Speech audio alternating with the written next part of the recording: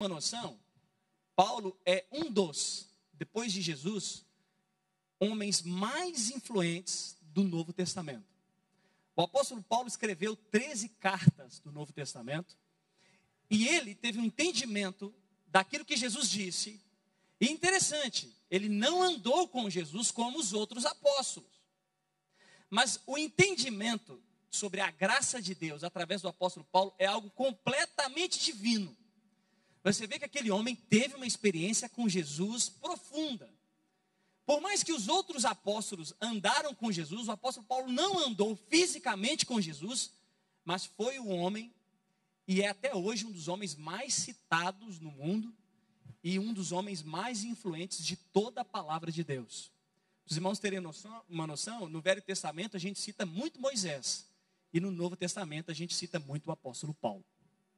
Isso é para você ter uma noção do quão intenso e quão importante esse homem é.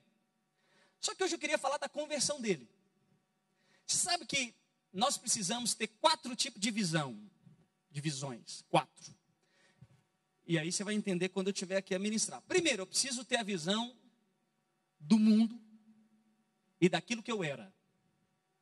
Eu preciso ter a visão de Cristo, eu preciso ter a visão do Espírito e preciso ter a visão da igreja.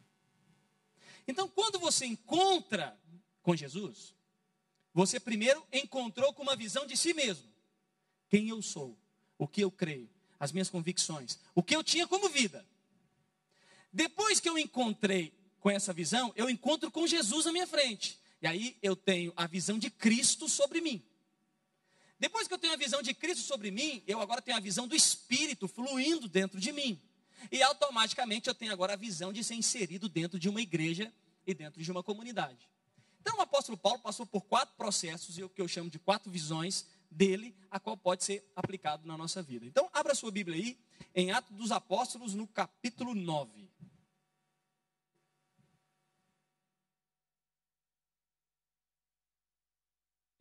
Atos dos Apóstolos, no capítulo 9. Para os irmãos que perguntam, eu sempre uso a versão NVI. Atos capítulo 9. Então acompanha comigo aí, ou na sua palavra, ou aqui projetado.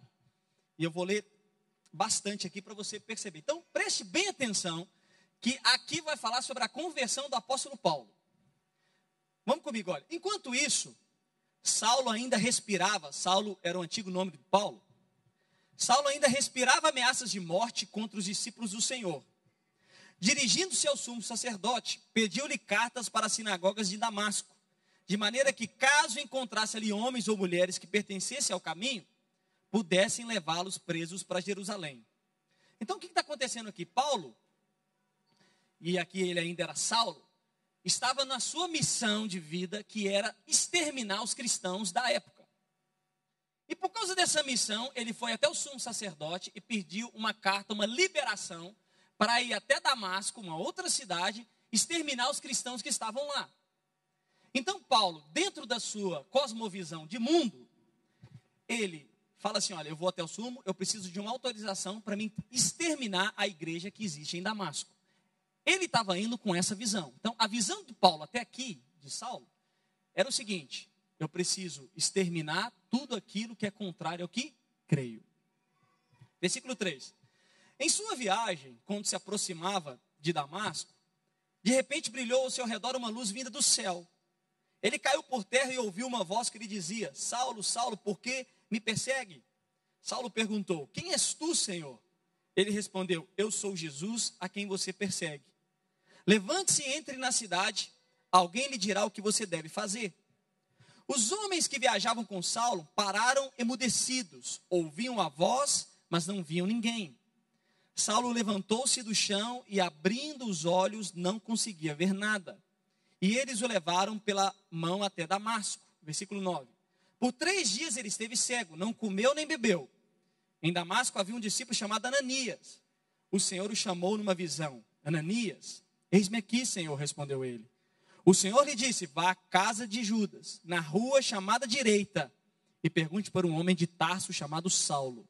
Ele está orando. Numa visão, viu um homem chamado Ananias chegar e impor-lhes as mãos para voltar a ver.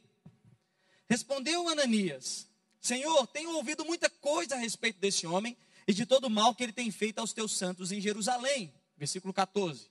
Ele chegou aqui com autorização do chefe dos sacerdotes para prender todos os que invocam teu nome. Mas o Senhor disse a Ananias: vá, este homem é meu instrumento escolhido para levar o meu nome perante os gentios e seus reis, e perante o povo de Israel. Mostrarei a ele o quanto deve sofrer pelo meu nome. 17. Então Ananias entrou na casa, impôs as mãos sobre Saulo e disse: irmão Saulo, o Senhor Jesus, que lhe apareceu no caminho por onde você vinha, enviou-me para que você volte a ver e seja cheio do Espírito Santo. 18. Imediatamente, algo como escamas caiu dos olhos de Saulo, e ele passou a ver novamente, levantou-se e foi batizado. E depois de comer, recuperou as forças. Saulo passou vários dias com os discípulos em Damasco. Feche seus olhos aí, vamos orar. Pai, obrigado pela tua graça sobre nós. Obrigado por essa palavra. Que nós possamos, Senhor, ouvir a tua voz com um coração sensível e com a visão correta da tua verdade. Em nome de Jesus. Amém. Irmão, agora presta atenção aqui em mim. Aqui está um dos principais acontecimentos desse homem que eu disse, que é o apóstolo Paulo. O apóstolo Paulo era um homem cheio de convicções. O apóstolo Paulo era um homem cheio das suas próprias verdades e das suas interpretações em cima da lei. Eu posso dizer que Paulo, ou Saulo, tinha a sua cosmovisão do mundo e a sua cosmovisão religiosa. Cosmovisão é a forma que você enxerga o mundo. Então, o apóstolo Paulo aqui, Paulo, ainda não apóstolo, mas só Saulo, ele tinha as suas convicções e a sua maneira de ver o mundo. A sua forma de enxergar o mundo. E aqui que eu queria parar primeiro. A Bíblia diz, a partir do versículo 1, que Paulo ainda ansiava pela morte e por exterminar a igreja de Jesus, foi até o sumo sacerdote pedir uma autorização. Qual que era a autorização? Que ele pudesse ir para Damasco e tivesse autorização livre para fazer o que quiser com aquelas pessoas, ao ponto de prendê-las, matá-las e sucessivamente. Aquele pedido de Paulo ou de Saulo é um pedido segundo a sua ótica de crença. Você sabe que todo mundo tem uma visão do mundo, uma forma que você enxerga a vida. Eu estou falando isso antes de Jesus.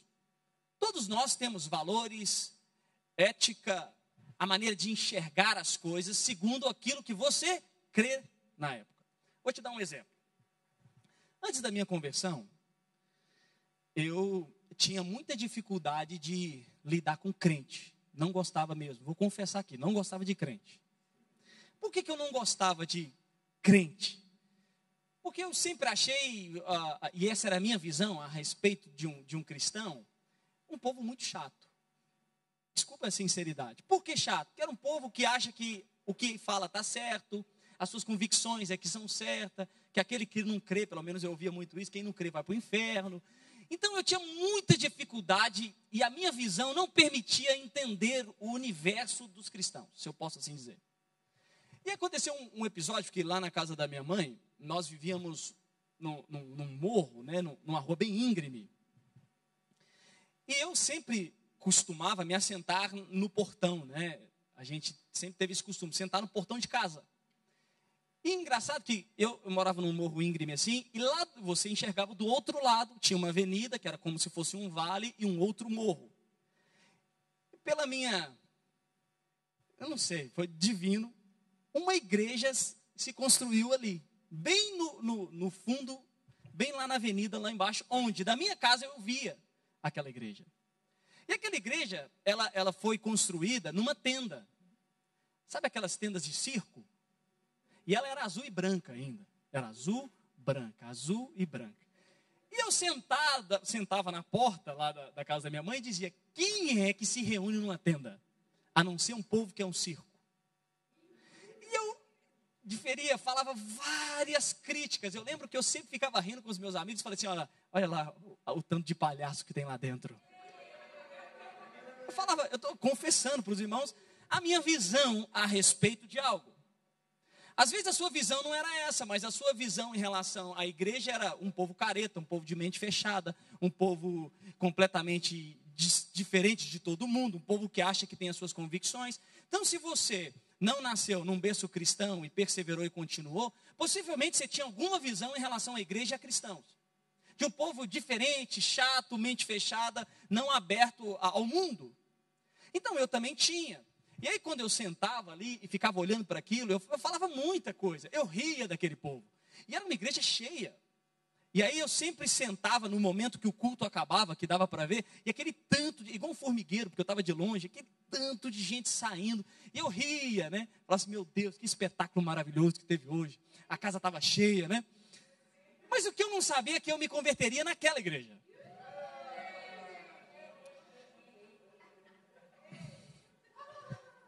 Vocês terem uma noção. Mas é engraçado, né? Falar disso. Porque essa igreja que ali estava, ela cresceu, ela prosperou. E ela comprou um terreno em frente e construiu um prédio lá. E aí eu ainda, no meu mundo, na minha forma de ver, ria. Falei assim, olha o povo, esse circo está dando dinheiro, né? Está prosperando, está comprando terreno, né? Porque aquela visão de que igreja só é para tirar dinheiro das pessoas, aquela visão de que pastor só quer prosperar, aquela visão de que as pessoas são alienadas aqui. Então, eu, particularmente, antes da conversão, tinha uma visão em relação ao mundo em que vivia e ao mundo e às coisas de Deus. Paulo também. Paulo, em cima do seu mundo, achava que a igreja era o quê? Com perdão da palavra, mas uma praga. Por que uma praga? Porque aquilo ia se alastrando e crescendo. E ele então queria ser a pessoa que ia contra aquilo para exterminar a ideia de uma nova visão em relação ao novo tempo de Deus.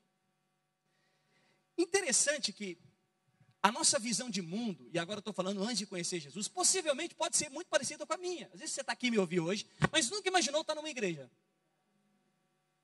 Você está aqui me ouvir, mas nunca pensou que um dia estaria sentado ouvindo um pastor, num domingo pela manhã de verão, e possivelmente, certamente, deve estar muito calor lá fora. Tá ou não está? Eu não sei, estou aqui. Mas possivelmente, dentro da visão que você tinha da sua vida antes, você nunca imaginou estar aqui. Pelo contrário, possivelmente, você já algumas vezes atacou essas comunidades que se reúnem assim. De um povo de mente fechada, um povo estranho. Alguns ainda lutam contra, se opõem a essa comunhão. E eu queria te falar, hoje você está aqui. Então, se você que está aqui hoje já pensou coisas contrárias, hoje a sua visão mudou, porque você está sentado aqui hoje. Então, Paulo, era um homem de convicções e tinha uma visão do mundo. Então, a primeira coisa que nós tínhamos é uma visão acerca do mundo a qual nós vivíamos. Mas o interessante é que a primeira coisa que acontece conosco na conversão é uma mudança de visão. Eu tinha uma visão de uma forma, e depois que eu encontro com Jesus, eu começo a enxergar de uma outra forma. Então, Saulo, ele tinha totalmente a visão distorcida da nova aliança de Jesus. E eu vou te falar uma coisa, por causa do pecado, a nossa visão da eternidade foi distorcida. Eu estava aqui na sexta-feira, a gente teve um evento de uma das nossas células e tinha muitos jovens aqui.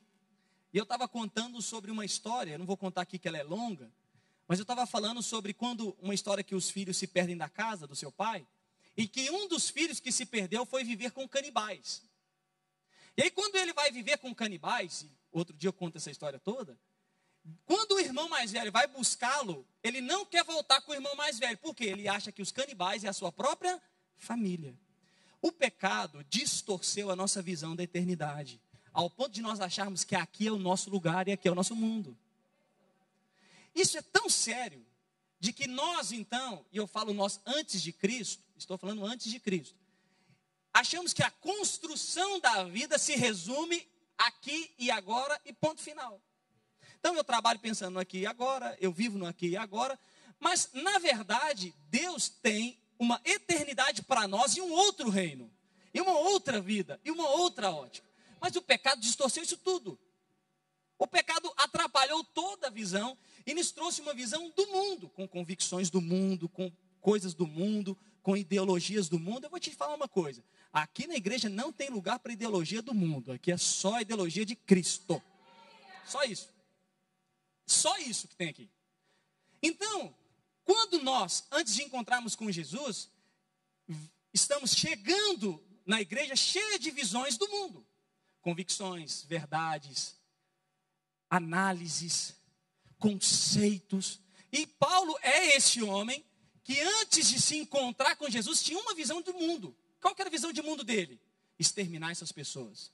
Não gosto de cristãos. Cristãos é uma praga, eu preciso acabar com eles. Mas eu posso falar demais de convicções que nós temos, como eu disse, de achar que aqui é a única vida que você tem, de achar que o mundo, eu sempre falo isso com os jovens, você acha mesmo que você nasceu para apenas nascer, crescer, casar, ter filhos, ganhar dinheiro e morrer no final?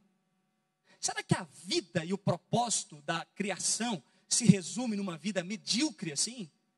Não, mas o pecado distorceu a nossa visão de Deus. Então Paulo vem debaixo dessa convicção. Debaixo de uma visão particular, ele se entrega e vive de acordo com a sua visão. Nós vamos dar a nossa vida da forma que nós enxergamos o nosso mundo. Se você tiver a vida e a visão em Cristo, você entrega a sua vida para Cristo. Se você tiver a sua vida olhando para o mundo, você entrega a sua vida para o mundo. Então, toda a nossa vida é desenvolvida em cima daquilo que nós temos como visão e crença. Se eu creio errado, eu vivo errado. Se eu creio certo, eu vivo certo.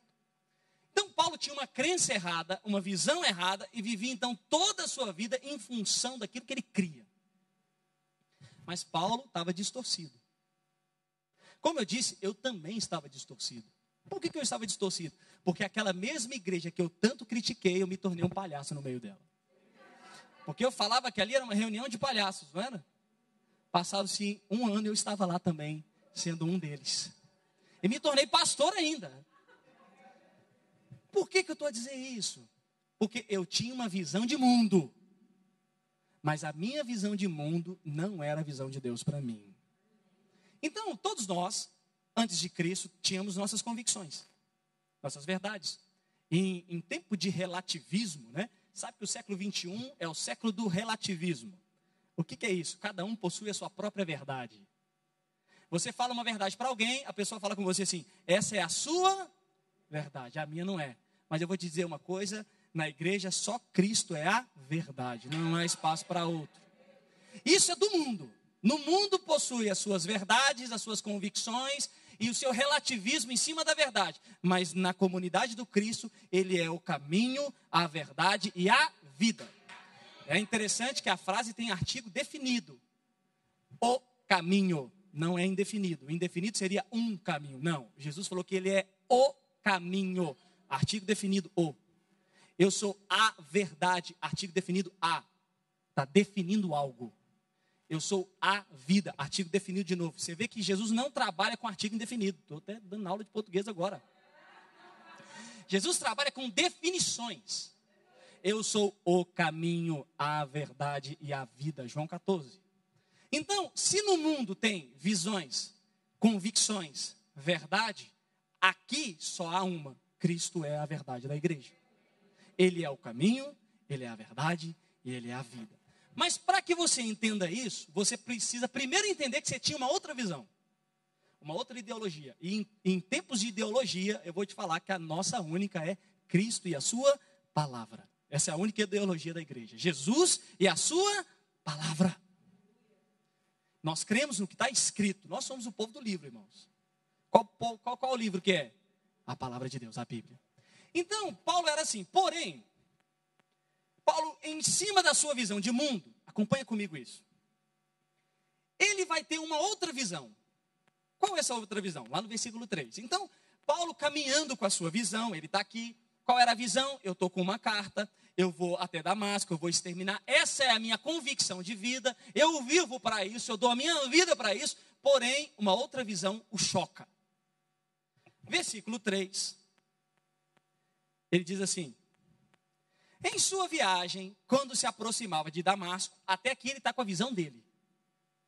A Bíblia diz, de repente brilhou ao seu redor uma luz vinda do céu.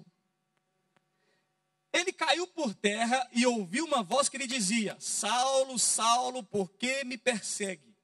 Saulo perguntou, quem és tu, Senhor? Ele respondeu, eu sou Jesus, a quem você persegue. Levante-se, entre na cidade, alguém lhe dirá o que você deve fazer. Enquanto Paulo, com a sua visão de mundo, caminha para Damasco, uma outra visão aparece. A visão de Cristo. Então, uma outra visão que acontece na nossa vida depois do mundo é quem? A visão de ver Jesus. E quando Jesus aparece para nós, e o interessante é que Saulo aqui se encontra com a glória de Deus, com a luz de Deus, ao ponto dele cair. Quando você se encontra com Cristo, todas as suas convicções do mundo caem por terra. Aqui, aquele homem cheio de uma visão, de uma forma de compreensão do mundo, em cima das suas próprias convicções e verdades, se encontra com uma luz. Ele caminha para um propósito. Qual era o propósito? Exterminar a igreja. Porém, uma luz o abraça. Quando a luz o abraça, a Bíblia diz que ele caiu por terra. Ele cai. O que isso quer dizer, Saulo? As suas convicções, as suas verdades. E aquilo que você acha que é do mundo, eu vou tirar tudo, porque eu vou colocar uma outra visão dentro de você. Quando nós nos encontramos com Cristo, uma das primeiras coisas que acontece com a gente é o quê? A gente cai. Pastor, que mensagem é essa? Cai em qual sentido? Tudo aquilo que nós criamos antes, todas as nossas convicções de antes, caem por terra, porque agora convicções da eternidade vão ser introduzidas no seu coração. Então tudo aquilo que você cria antes, pensava antes, como você vivia antes, a forma de gerir antes, a forma de lidar antes, tudo cai por terra, porque uma outra visão, convicção de vida aparece agora. Então a primeira coisa quando a luz resplandece é o quê? Cair por terra. Caiu. O que cai? O percurso de um caminho. Ele estava rumo a Damasco, dentro da sua visão de mundo. Mas Jesus aparece e o faz cair. O que é cair? É quando você olha para a luz e fala, da onde vem isso? E o interessante é o diálogo. Porque Paulo, ele via, mas era cego. Já viu isso? Ele enxergava, mas era cego. Por quê? Olha, quando a luz apareceu, a luz diz assim, por que tu me persegues? E ele diz assim, quem és tu, Senhor? Eu sou Jesus a quem você persegue. Na verdade, para Saulo, ele não perseguia Jesus, ele perseguia a igreja. Mas quem persegue a igreja, persegue também Jesus. Porque Jesus é o cabeça da... Então, todas as vezes que eu me oponho à igreja, eu estou me opondo a Jesus também. Por quê? Porque se eu estou me opondo àquilo que é de Jesus, e se Jesus é o cabeça dessa igreja, quem se opõe à igreja, se opõe também ao dono e ao cabeça dessa igreja, que é o Cristo. Então, naquele momento, a visão de Cristo resplandece sobre Paulo. De falar o seguinte, caia por terra. O que cai por terra? Não é só um homem que cai por terra. É as suas convicções, é as suas verdades, é tudo aquilo que ele tinha como vida. Acabou. Por quê? Porque agora ia começar uma restauração daquilo que realmente Deus tinha para ele, que é a visão da eternidade. Deixa eu dizer algo para você. Deus tem uma visão da eternidade aí, para você. Há algo celestial, divino. Há uma outra morada para nós. Isso aqui é tudo passageiro, mas haverá um louvor celestial reservado para nós. Haverá morada. João 14 fala que Jesus foi construir morada para nós.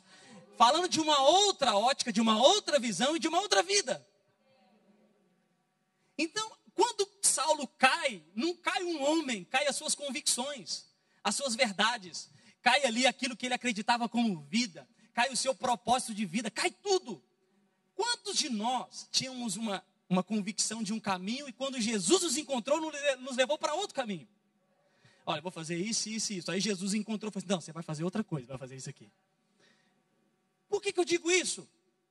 Porque ali naquele momento, Saulo enxergava com os olhos naturais, mas era cego espiritualmente. Completamente cego.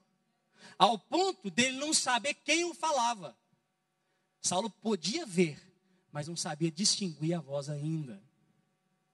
E aí quando acontece aquilo, Saulo recebe algo interessante no versículo, que ele recebe ouvidos para ouvir Jesus. Até o momento, ele encontrou com uma luz. Mas o interessante é que quando Saulo responde, quem és tu, Senhor? O Senhor responde para ele e fala assim, eu sou Jesus a quem você persegue, levanta-se e entra na cidade que eu vou falar o que você tem que fazer. Automaticamente ele obedece. Porque depois que você encontra com a glória de Deus, os seus ouvidos se abrem para ouvir a voz de Jesus. Todo aquele que é nascido de novo, ouve Jesus. Todo aquele que nasce de novo, ouve Jesus. Deixa eu te falar uma coisa, se você está conectado com Cristo, Ele fala com você e você o ouve. Essa é uma das grandes sinas do cristão. Como assim eu ouço a Deus? Olha aqui, Saulo encontrou, caiu, ficou cego e começou a ouvir a Jesus. Tanto que ele obedeceu a fala. E aí Cristo apareceu como visão na sua vida. E é o que acontece com Saulo. Quando Cristo aparece, a nossa vida, irmãos, ela é bagunçada, num bom sentido. Mas, na verdade, a bagunça já existia antes. O que acontece é que ele vai colocar as coisas no lugar. Nós achamos que Jesus bagunça, não. Na verdade, o mundo bagunçou a nossa visão. Mas quando a luz brilha, Jesus vai colocar as coisas no lugar. Vai nos dar propósito, convicção, paz, prazer, alegria no Espírito. E vai nos dar uma nova vida de convicções para onde nós estamos indo. Você encontrou com Jesus? Vou te perguntar de novo. Você encontrou com a luz de Jesus? Então a sua visão foi mudada. Mudando a visão, e aí essa é a visão de Cristo, há uma outra visão do apóstolo Paulo, que é o Saulo, que é a visão do Espírito. Olha que coisa interessante. No versículo 8, fala assim, Saulo levantou-se do chão e abrindo os olhos não conseguia ver nada. Então ele ficou literalmente cego. E eles o levaram pela mão até Damasco. Então aquele homem, cheio de convicções, cheio de masculinidade, agora precisava ser levado pelas mãos até Damasco, porque não enxergava. Aquele homem foi completamente reduzido àquilo que ele achava que ele era. Porque eu estou indo para Damasco, liderando um povo com uma carta na mão, dizendo, eu estou em missão. Agora ele chega em Damasco sendo guiado pelas mãos, porque ele nem enxergava. Então você vê que quando ele encontrou com Cristo, tudo nele foi abalado. Não só suas convicções pessoais, mas a sua própria vida. Ao ponto dele falar, você vai depender tanto de mim que eu vou ter que colocar alguém para te levar até lá. E aí pega pelas mãos e leva. Levando, eu amo isso aqui, porque ele fica cego. Por que ele fica cego? Para que ele possa agora enxergar por dentro. Porque ele enxergava muito por fora. Saulo, você enxerga tudo, né? Você enxerga o mundo, enxerga as suas convicções. Você enxerga aquilo que você abraça como vida. Você tem uma visão de mundo. Mas, Saulo, quando você encontrar com Jesus, o Espírito vai te fazer enxergar por dentro. Então ele agora cego, não conseguia enxergar nada por fora mais. Porque um cego só enxerga para dentro. Um cego não enxerga por fora, ele só enxerga dentro de si. Então você percebe que agora começa uma obra do Espírito, porque o Espírito de Deus é aquele que trabalha dentro de nós. Quando você encontrou com o Senhor, o Espírito começou a habitar aí dentro para transformar tudo que está aí dentro. Olha que interessante, vou te mostrar. Então, a Bíblia diz que depois que eles levam ele para Damasco, no versículo 9, fala assim, por 3 dias esteve cego, não comeu e nem bebeu. Eu falo que ele fez um jejum forçado. Porém, agora cego, olhando para dentro, o Espírito ia levá-lo ao quê? A comer uma comida que vem do céu e uma água que é viva. Ele não comeu nem bebeu, mas o Espírito estava levando ele a comer o pão da vida, que é Jesus, e a água da vida, que também é Jesus. Então, ele fez um jejum para que um outro alimento seja introduzido dentro dele. Porque você sabe que o jejum é uma alimentação diferente. Por que nós jejuamos? Para que nós possamos nos alimentar das coisas espirituais.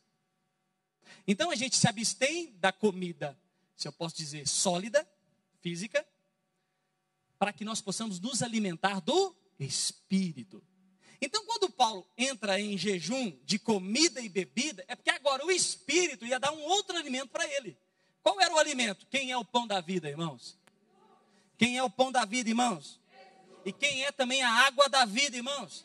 Então agora, Paulo, você não vai comer fisicamente, mas você vai comer espiritualmente do pão e da água que é Cristo. Cristo vai ser entronizado dentro de você. Essa é a visão do Espírito. Então Paulo ali fica 3 dias, entenda o que eu vou dizer aqui, 3 dias sem comer.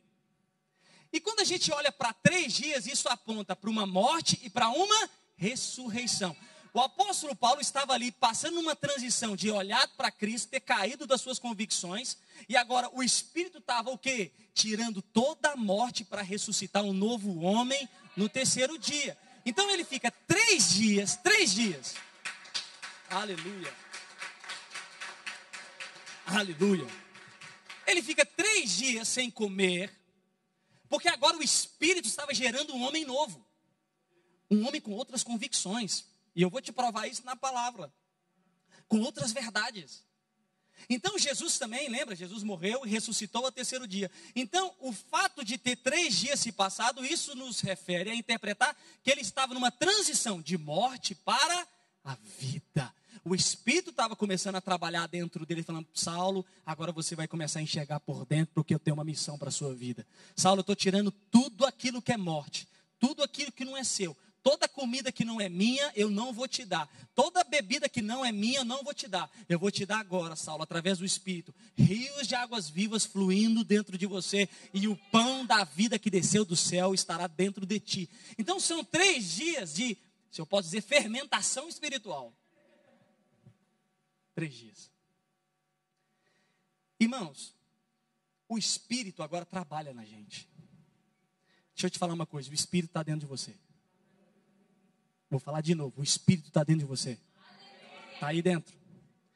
E esse Espírito nos traz agora a visão da eternidade. E ele que vai forjar Jesus dentro de nós. Porque eu sempre falo que aquilo que queima por dentro, exala por fora. Quer ver uma coisa? Quem aqui já colocou um feijão para cozer? Cozer e cozinhar, tudo certo? No português de Portugal. Você já viu que quando você chega numa casa que alguém está fazendo um churrasco, vou dar um exemplo melhor. Você que está na hora do almoço, espera aí. Você já viu que só de chegar no portão da casa você fala: alguém está assando alguma carne aí. Porque aquilo que está sendo gerado lá dentro, exala lá por fora. O Espírito, quando é gerado dentro de nós, ele vai refletir como forma de vida. Então, o Espírito, a visão do Espírito dentro de nós é o quê? É gerar uma convicção de quem Cristo é. Cristo é a comida e Cristo é a bebida das nossas vidas. Então Saulo agora veio de uma visão do mundo, com outra ideia. A missão de vida dele era outra. Ele queria fazer outra coisa em Damasco. Porém, a visão do mundo foi tirada. Ele teve a visão de Cristo. E agora a visão do Espírito está sendo entronizada dentro dele, fazendo ele comer do pão e comer da água, e beber da água. E aí, irmãos, esse homem, e eu vou concluir com isso, a vida desse homem é outra agora. Repara que você percebe que a visão dele mudou completamente. Ele tinha um propósito e uma convicção de vida. Mas por causa de uma visão de Cristo e de uma visão do Espírito, tudo da sua vida caiu por terra. Tudo. Repara aqui. Lá no versículo 17, na verdade, versículo 10. Acontece algo. Saulo, então, tinha uma visão de mundo, se encontrou com a visão de Jesus, teve o fluir da visão do Espírito e é incluído num lugar. Ele é incluído na visão da igreja. Interessante, e eu vou falar disso aqui, que o mesmo Saulo que perseguia a igreja de Damasco, um crente em Damasco foi usado para curá-lo. A mesma igreja que Saulo perseguia era a mesma igreja que foi usada para curá-lo. A visão de Saulo é: mate a igreja. Mas a visão de Jesus é: a igreja vai ser bênção para curar você. Eu falo de mim. Eu jamais acharia que dentro da igreja eu teria a visão que eu tenho hoje. E tudo que eu preciso está na comunidade a qual Deus me colocou. Então Saulo sai debaixo de uma convicção de destruição, morte. E quando ele fica cego, um irmão da igreja que ele ia perseguir é usado para curar a vida dele. Só Deus faz essas coisas, irmãos. Olha aqui no versículo então 10. Em Damasco havia um discípulo, Ananias. O Senhor o chamou numa visão assim: Ananias, eis-me aqui, Senhor. O Senhor disse: vá à casa de Judas, na rua chamada direita, e pergunte por um homem de Tarso chamado Saulo. Ele está orando numa visão, viu um homem chamado Ananias chegar e impor-lhe as mãos para que ele voltasse a ver. Então, quando você estava no mundo, você teve a visão de Cristo e a visão do Espírito. Cristo vai te introduzir num lugar que se chama igreja. A igreja é a visão de Deus para nós. Vou falar isso de novo. A igreja é a visão de Deus para nós. Eu vou te mostrar que Paulo, então, começou a ser envolvido na visão da igreja. Sabe a sua célula, irmãos? A sua célula não é só uma reunião dia de semana. É a visão da igreja sendo gerada no seu coração. Porque para quem, se você gosta de viver sozinho nesse mundo, você vai ter um problema no céu. Porque o céu está povoado de gente. Então, viver em comunhão aqui já é um treinamento para a eternidade. Então nós fazemos células para que você tenha muita comunhão com gente, porque o céu vai estar povoado de gente. Você vai estar lá? Você vai estar lá, meu irmão? Então já vamos acostumando com muita gente aqui, para a gente desfrutar do que Deus tem lá para nós. Então a sua célula não é simplesmente uma reunião que eu penso se eu vou ou não vou. Não, irmão, a sua visão tem que ser mudada pelo Espírito. A sua célula, a sua liderança é a nova visão da igreja sendo gerada no seu coração. Aonde? Onde rios de águas vivas fluem, onde você é ministrado, onde você vive em comunhão com os irmãos e onde muitas das suas dores são curadas. Quantos irmãos já oraram por mim e eu fui curado? Quantos irmãos já supriram a minha necessidade? Eu fui então introduzido na nova visão do Espírito que é a sua igreja. Não é simplesmente um domingo pela manhã em uma reunião, é a igreja do Senhor Jesus se reunindo aqui e agora. E aí Saulo então, introduzido, ele recebe tudo novo. Uma nova missão, um novo propósito, uma nova convicção e uma nova vida. Engraçado que a mesma igreja que o perseguia, que ele perseguia, é a igreja que o recebeu, o acolheu, o tornou parte, impôs as mãos sobre ele, curou a sua cegueira, fez ele cheio do Espírito e agora ele viveu a vida inteira em prol da visão da igreja. Ele tinha uma visão de mundo, terminou com a visão da igreja. A igreja, como eu disse, não é só uma reunião, é a vontade de Deus para nós nesse tempo, aqui e agora. Nós, como igreja, sempre, historicamente, biblicamente, nos reunimos como irmãos e família. Irmãos, isso aqui não é só uma reunião, essa aqui é a sua família que você vai morar no céu com ela. Você crê nisso? Então, ele agora entra para a igreja. Pensa Saulo na igreja. Estranho, né? Primeiro que o povo tinha medo dele. Porque todo mundo sabia quem Saulo era e as convicções que tinham. Segundo que aquilo tudo era novo para ele. Mas foi a igreja e os irmãos que foram filtrando a vida de Saulo em ser quem ele foi. Sabia que somos nós, uns dos outros caminhando junto, que vamos ajudando na caminhada e pulindo um ao outro? Ou você nunca teve alguém que deu uma... Irmão, não está certo fazer isso aí não. Já teve alguém assim? Sempre tem. É aqui nessa comunidade em que Paulo também foi inserido para viver o propósito que Deus tinha para ele. Não há propósito fora da comunidade de Jesus, não tem como. Então Paulo foi introduzido. E olha que interessante. Quando ele é introduzido, e eu vou concluir agora com isso, algumas coisas acontecem, bem rápidas. Primeiro, foi um irmão da igreja que orou por Paulo para curá-lo e ser cheio do Espírito Santo. Versículo 17. Então Ananias entrou, foi na casa, impôs as mãos sobre Saulo e disse: irmão Saulo. Que legal isso aqui, já chamou ele de irmão. O Senhor Jesus, que lhe apareceu no caminho por onde você vinha, enviou-me para que você volte a ver e seja cheio do Espírito Santo. É na igreja em que a sua cura é cravada na cruz ainda mais, e que é na igreja que os irmãos impõem as mãos sobre você e você é cheio do Espírito. Você quer ser sempre cheio do Espírito? Esteja em comunhão com a igreja, esteja em comunhão com a sua célula, porque lá você vai ser cheio do Espírito Santo. Sempre, sempre. Aleluia. Então, interessante que aqui, Ananias impôs as mãos e curou a sua cegueira. Irmãos, muitas das nossas necessidades são supridas em nossa comunhão, na nossa família.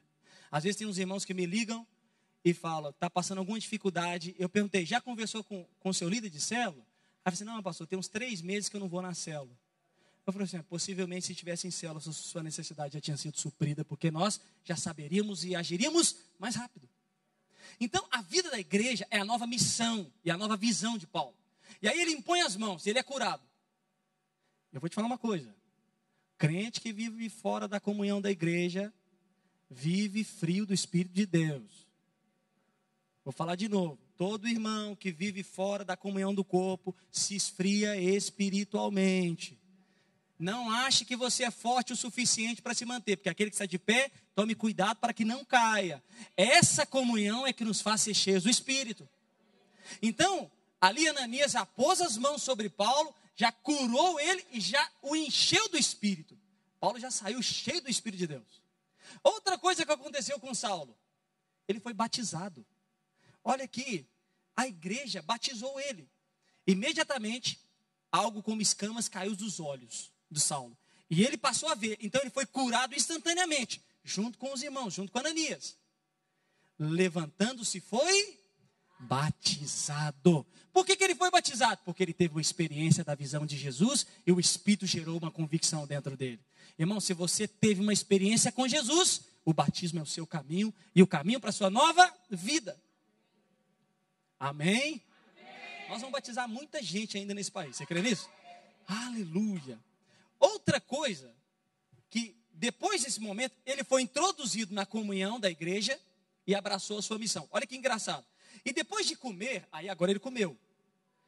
Recuperou suas forças. Saulo passou vários dias com os discípulos em Damasco. Olha aqui.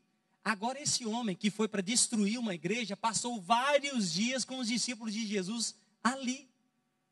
Paulo entrou para a comunhão da igreja. Todo aquele que tem a visão de Cristo e a visão do Espírito está sempre em comunhão com a sua igreja. Eu posso ouvir um amém? Amém. E por fim, Paulo se submeteu a toda a estrutura da igreja, a toda a liderança da igreja. Irmãos, a igreja tem liderança. Todos nós somos sacerdotes, mas há uma hierarquia, entre aspas, ou há uma liderança nos envolvendo. Olha que interessante. Lá no versículo 27, a Bíblia diz assim: então Barnabé o levou até os apóstolos, Paulo, e lhes contou como no caminho Saulo vira o Senhor, e que lhe falara, e como em Damasco ele havia pregado corajosamente em nome de Jesus. O que aconteceu aqui? Resumo. Saulo foi introduzido na igreja, foi batizado, foi cheio do Espírito, porém, os irmãos estavam com medo dele. Irmãos, qualquer um aqui possivelmente estaria com medo dele também.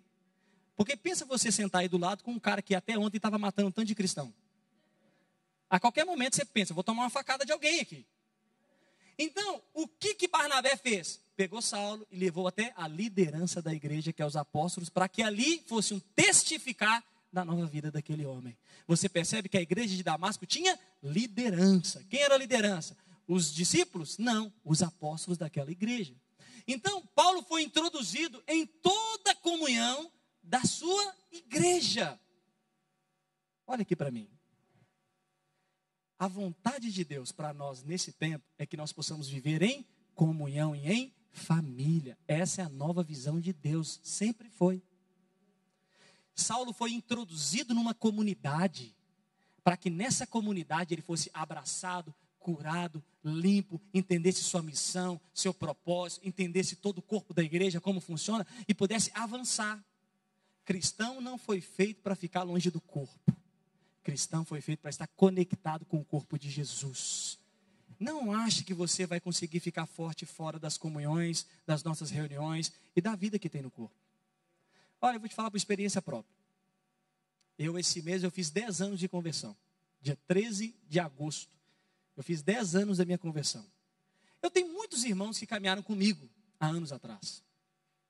Mas foi logo quando eles se desconectaram da comunhão do corpo, eles começaram a se perder durante o caminho. Eu me entristeço em falar isso, mas muitos irmãos que caminhavam comigo, eu te pergunto, onde estão? Começaram a criar as suas outras convicções do mundo, mesmo tendo uma experiência de uma convicção da igreja e do propósito de Deus. O que mais protegeu a minha caminhada cristã foi aqui, ó. Isso aqui. A comunhão da igreja, a comunhão da célula e estar junto com os irmãos. Você já tentou subir uma escada muito alta sem proteção do lado? Por que a gente tem dificuldade de subir uma escada muito alta com proteção do lado? Porque a qualquer momento você acha que pode cair. Mas quando você tem uma proteção do seu lado, você sobe facilmente. A igreja é a proteção do caminho para seguir até a jornada da eternidade que Deus já nos chamou.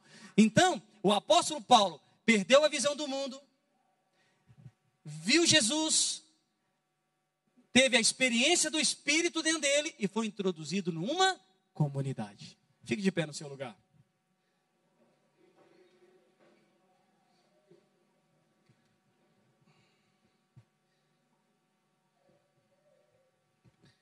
Aleluia. Hoje eu queria fazer um momento bem particular, mas essa semana eu fiquei muito feliz. Sabe quando seu coração transborda? O pessoal de louvor pode subir. Sabe quando seu coração transborda? Em você saber que você faz parte de uma igreja, de uma comunidade. Essa semana eu vou partilhar isso. Eu tive uma live com o pastor Naor. E depois que eu desliguei a live, a gente terminou, eu vi os meninos participando. Eu fiquei muito feliz por participar de uma igreja e de uma comunidade que sabe para onde está indo. Sabe suas convicções, seus propósitos e protege todos aqueles que fazem parte dessa família. A visão do apóstolo Paulo para cumprimento do seu propósito foi simplesmente ouça aqui. Entrar para a comunidade, fazer parte dela e nunca mais sair. O apóstolo Paulo nunca mais saiu da igreja. Pelo contrário, fundou novas igrejas, novas comunidades, novas comunhões, para que aquilo que ele foi abraçado no início, outros também pudessem ser abraçados. Deixa eu te falar uma coisa. A coisa mais importante da sua vida, uma das, é a comunhão da igreja, a comunhão com os irmãos e todo o suprimento que existe nessa reunião. Você quer ver uma coisa? Se nós começarmos a orar aqui, nós começamos a ser cheios do Espírito simplesmente porque nós estamos aqui. Você crê nisso? Você crê que hoje você pode ser cheio do Espírito? Ainda mais? Não, vou te perguntar de novo. Você crê que hoje você pode ser cheio do Espírito? Você só precisa de uma coisa: deixar que a comunhão da igreja abrace você e você entenda que a igreja é uma das coisas mais importantes nessa caminhada cristã. A sua célula, o seu líder, é um dos melhores líderes que você poderia ter. Sabe o seu líder de célula? É um dos melhores líderes que você poderia ter, porque ele daria a vida dele por você. Por isso que ele fica te chamando para ir para a célula toda semana. Por quê? Porque é naquela comunhão que o fluir, que a vida e que a graça fluem. Flui. Paulo começou com a convicção do mundo, terminou com a visão e a convicção da igreja e de Deus. Eu queria hoje que nós orássemos simplesmente para agradecer a igreja por Deus ter nos colocado numa comunidade, por Deus ter colocado liderança na sua vida. Como eu sou feliz de ter líderes na minha vida. Como eu sou feliz de ter alguém que vira para mim quando eu estou um pouco frio, põe a mão na minha cabeça e fala: seja cheio do Espírito Santo agora. Como eu sou feliz em saber que quando eu estou fraco, alguém me abraça, me fortalece e fala: vamos caminhar junto, que eu não abro mão de você por nada nesse mundo. Como é bom quando você está meio frio, alguém te liga e fala: por onde você anda, onde você está, aparece, porque você faz falta. Como é bom, irmãos, a gente quando se reúne um domingo de manhã e fecha os nossos olhos, a gente sente a presença do Senhor entre nós. Como é bom saber que nós, agora com a visão da igreja, somos abraçados por irmãos. Mas o mais importante é você entender o privilégio que é fazer parte da visão de Deus. Você pode fechar os seus olhos aí? Feche os olhos aí. Hoje eu queria te dar será só um momento para você agradecer a tudo que Deus tem feito. Você vai ver que enquanto mais a igreja louva e agradece, mais um ambiente de glória é formado entre nós. Porque nós hoje fomos inseridos no corpo de Cristo, que é a sua igreja. Se você puder, ore pela sua célula, agradeça a Deus pela sua célula. Fala: Jesus, obrigado pela vida da minha célula. Pai, obrigado pelo meu líder que me liga, meu líder que investe em mim, o meu líder que me procura, que me manda mensagem. Obrigado porque o meu líder é canal de Deus para proteger o caminho. Pai, obrigado porque na nova visão, a visão eterna, a igreja sempre estará reunida aqui no mundo e também na Nova Jerusalém. Comece a abrir os seus lábios apenas para agradecer a comunhão de hoje, de nós estarmos aqui reunidos juntos em nome de Deus, pelo poderoso nome de Jesus, com o fluir do Espírito. Eu vou te dizer algo: se você hoje se sente fraco, seja forte agora em nome de Jesus. Se você sente que o seu espírito não está fluindo, deixa o espírito fluir aí agora, porque é na comunidade onde nós impomos as mãos e o fluir do espírito vem. Mas eu queria que você abrisse os seus lábios, a sua boca, e comece a criar um ambiente de louvor em Deus. Obrigado, Jesus. Obrigado, Jesus, pela igreja. Obrigado, Jesus. Obrigado, Jesus. Obrigado, Jesus. Por essa comunhão, por essa comunhão. Eu só vou te falar uma coisa. Segura aqui. Eu preciso falar. Essa semana nós tivemos uma semana de muitas notícias ruins acerca de alguns acontecimentos do mundo.